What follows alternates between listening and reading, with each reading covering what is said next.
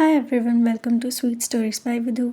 ఈరోజు నాకు ఒక బ్లాక్ ఫారెస్ట్ కేక్ ఆర్డర్ వచ్చింది. సో ఆ రెసిపీ చూపిపోతున్నాను. ఒక బౌల్లో 1 cup sugar and half cup oil add చేసి షుగర్ డిజాల్వ్ అయ్యేంత వరకు మిక్స్ చేసుకోవాలి. పౌడర్ షుగర్ తీసుకుంటే చాలా ఈజీగా డిజాల్వ్ అయిపోతుంది ఫాస్ట్గా. ఇన్ కేస్ మనం నార్మల్ షుగర్ తీసుకుంటే పౌడర్ చేసుకోకుండా అప్పుడు ఇంకొంచెం ఎక్కువ టైం తీసుకుంటుంది డిజాల్వ్ అవ్వడానికి.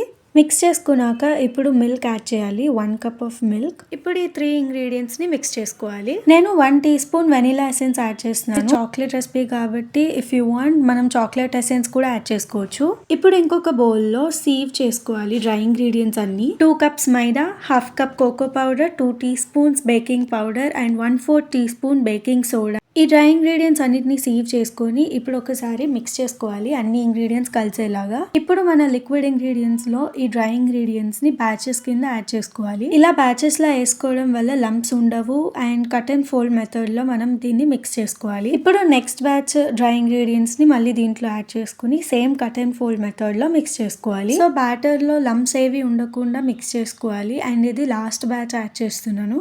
నెక్స్ట్ ఇందులో 2 టీ స్పూన్స్ లెమన్ జ్యూస్ కానీ లేదా 2 టీ స్పూన్స్ వెనిగర్ కూడా వేసుకోవచ్చు. సో బ్యాచెస్ గా యాడ్ చేసుకున్నాం కాబట్టి థిక్ గా ఉంటుంది, కొంచెం మిక్స్ చేయడం కష్టం అవుతుంది. సో అప్పుడు ఏం చేయాలంటే కాస్త మిల్క్ యాడ్ చేసుకోవాలి దీంట్లోకి. సో ఒక హాఫ్ కప్ మిల్క్ పెట్టుకుని అది కూడా ఒకేసారి వేయకుండా కొంచెం కొంచెం వేసుకోవాలి. మిల్క్ యాడ్ చేసిన తర్వాత స్మూత్ బ్యాటర్ అవుతుంది. ఒక రిబ్బన్ కన్సిస్టెన్సీ లాగా ఫామ్ అవ్వాలి మన బ్యాటర్ మొత్తం. సో ఇక్కడ చూపిస్తున్నట్లు అలా రిబ్బన్ కన్సిస్టెన్సీలో వచ్చేస్తే నెక్స్ట్ దాన్ని 10లోకి ట్రాన్స్ఫర్ చేసుకోవడమే. ఈ ప్రాసెస్ ముందే మనం అవన్నీ కానీ లేదా కడాయిని కానీ ప్రీహీట్ చేసుకోవాలి. So up to 12 minutes or 10 minutes అయినా పెట్టచ్చు. 180 డిగ్రీస్లో ప్రీహీట్ చేసుకుని ఇప్పుడు ఈ బ్యాటర్ని కొంచెం ట్యాప్ చేసి అప్పుడు మనం దాన్ని ఓవెన్లో పెట్టాలి. ఒక 30 to 40 మినిట్స్ అయిన తర్వాత కేక్ రెడీ అయిపోయింది. ఒక టిప్ ఏంటంటే మనం ఫిల్ చేసుకునే టిన్ ఏదైతే ఉందో దానికి హాఫే మనం బ్యాటర్ ఫిల్ చేయాలి. ఎందుకంటే మిగతా హాఫ్ అది పొంగడానికి మనం గ్యాప్ ఇవ్వాలి. ఇన్ కేస్ మనం ఫుల్గా నింపేస్తే అప్పుడు అది బ్రేక్ అయిపోతుంది పైకి పొంగినప్పుడు. సో అందుకని హాఫ్ ఆఫ్ ది టిన్నే ఫిల్ చేసుకోవాలి.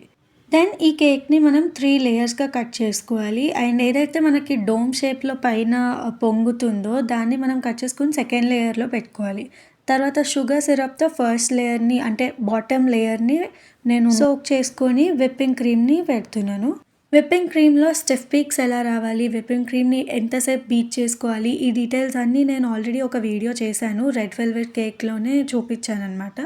అండ్ ఫినిషింగ్ కూడా అదే వీడియోలో చూపించా కాబట్టి ఈ వీడియోలో నేను అవేం చూపించలేదు. డైరెక్ట్గా జస్ట్ విప్పింగ్ క్రీమ్ ఫిల్లింగ్ ఏం యాడ్ చేసుకోవాలి ఇవే చూపించాను. లేయర్ అంతా స్మూత్గా మనం విప్పింగ్ క్రీమ్ని యాడ్ చేసిన తర్వాత ఇప్పుడు దాంట్లోకి స్ట్రాబెరీ క్రష్ యాడ్ చేయాలి. ఈ కేక్ టేస్ట్ ఇంకా ఎక్కువ ఎన్హాన్స్ అవ్వడం కోసం దీంట్లోకి మనం చాకో చిప్స్ వేసుకోవచ్చు. చాలా చాలా టేస్టీ ఉంటుంది. అండ్ మనం బైట్ చేసినప్పుడు కేక్ మన crush and choco chips taste తెలుస్తుంటే సూపర్ ఉంటుంది. ఇన్ కేస్ చాకో చిప్స్ లేకపోతే చాక్లెట్ కాంపౌండ్ని డబుల్ బాయిలింగ్ మెథడ్లో మెల్ట్ చేసి మనం చాక్లెట్ కేక్కి చేసేలాగానే చేసుకోవచ్చు. ఇప్పుడు సెకండ్ లేయర్ని షుగర్ సిరప్తో సోక్ చేసుకుని విప్పింగ్ క్రీమ్ వేసుకోవాలి. సో ఈ సెకండ్ లేయర్ పెట్టినప్పుడు ఏంటంటే సైడ్స్ ఏదైతే 2 లేయర్స్కి గ్యాప్ వస్తుందో ఆ గ్యాప్కి మనము క్రీమ్ యాడ్ చేసుకొని ఫస్ట్ అక్కడ second layer and first layer ఒక లేయర్ లాగా అయిపోయేలాగా మనం విప్పింగ్ క్రీమ్ని యాడ్ చేయాలి. తర్వాత మళ్ళీ స్ట్రాబెరీ క్రష్ వేసుకొని మనం ఆల్టర్నేటివ్గా అయినా చాకో చిప్స్ యాడ్ చేయొచ్చు లేదా ప్రతి లేయర్లో కూడా చాకో చిప్స్ యాడ్ చేసుకోవచ్చు. నేను ఈ రెసిపీలో ఏ చాకో చిప్స్ కానీ లేదా చాక్లెట్ గనాష్ని కానీ యాడ్ చేయలేదు. మోస్ట్లీ మనకి విరిగిపోయిన పార్ట్ ఆఫ్ ది కేక్ కానీ లేకపోతే డోమ్ షేప్లో ఫామ్ అయిన కేక్ కానీ మనం సెకండ్ లేయర్లోనే పెడతాము. సో దానివల్ల కొంచెం కేక్ క్రాస్ అవ్వచ్చు. అలాంటప్పుడు మన థర్డ్ లేయర్ని ఎక్కడైతే మనం ప్లేస్ చేస్తున్నామో సెకండ్ లేయర్లో తక్కువ ఉన్న సైడ్ వైపు ఎక్కువ ఉన్న సైడ్ ఆఫ్ థర్డ్ లేయర్ని పెట్టాలి. సో అప్పుడు మనకి బ్యాలెన్స్ అవుతుంది, సైడ్కి అవ్వకుండా ఈక్వల్గా ఉంటుంది.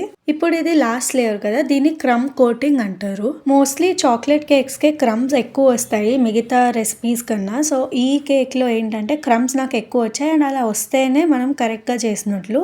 సో ఆ క్రమ్స్ అన్నిటినీ కూడా కోట్ చేసి ఒక 30 మినిట్స్ రిఫ్రిజిరేటర్లో పెట్టాలి. క్రమ్స్ అన్నీ సెట్ అయిన తర్వాత ఇప్పుడు దాని మీద ఫైనల్ కోటింగ్ వేస్తాము. దట్ ఈస్ మనం ఏ కలర్ అయితే వేయబోతున్నామో ఆర్ లాస్ట్ కోటింగ్ ఏదైతే ఉందో అది ఇచ్చేసుకోవాలి. డిజైన్ అంతా అయ్యాక కస్టమర్కి ఫోటో పెట్టినప్పుడు మేము పింక్ కాదు లావెండర్ అడిగాం కదా అంటే నేను అయ్యో మర్చిపోయానని చెప్పి మళ్ళీ మొత్తం తీసి రీడిజైన్ చేశాను. లావెండర్ కలర్కి చేంజ్ చేశాను. థ్యాంక్ గాడ్ వాళ్ళు అవుట్పుట్తో హ్యాపీ ఉన్నారు. అండ్ ఆల్సో వాళ్ళు ఏం అనలేదు నేను మిస్టేక్ చేసినా కూడా. సమ్ టైమ్స్ మిస్టేక్స్ అవుతూ ఉంటాయి, దాన్ని మనం రిపీట్ చేయకూడదు. Hope you all like this video. Bye bye.